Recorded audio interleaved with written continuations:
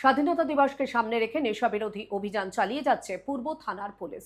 বৃহস্পতিবার সকালে আড়ালিয়া পঞ্চবটি বাজার এলাকায় অভিযান চালিয়ে পুলিশ 4 নেশা বিক্রেতাকে আটক করে। এই ধরনের অভিযান জারি থাকবে বলে জানান পূর্ব থানার পুলিশ আধিকারিক।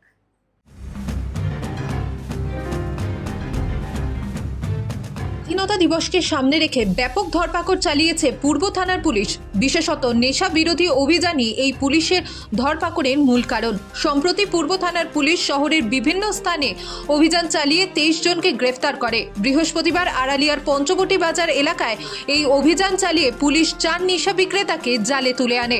গোপন সংবাদের ভিত্তিতেই পূর্ব থানার পুলিশ এই অভিযান চালিয়েছে বলেই জানা গেছে। এদিন ধরপাকড় প্রসঙ্গে পূর্ব থানার এক পুলিশ আধিকারিক জানান, এই ধরনের অভিযান আগামী দিনেও চলবে। অভিযানগুলি যারা বসে এখানে নেশা করছিল, অবৈধ নেশা করছিল, এই জন্য তাদের আমরা আটক করি প্রিভেন্টিভ অ্যারেস্টে আমরা থানা নিয়ে যাচ্ছি। হ্যাঁ, এটা আমাদের রেগুলার জারি থাকবে। আড়ালিয়া পঞ্চবটি বাজার পুলিশ আধিকারিক জানান, ধৃত অভিযুক্তদের বৃহস্পতিবারই আদালতে পেশ করা হবে।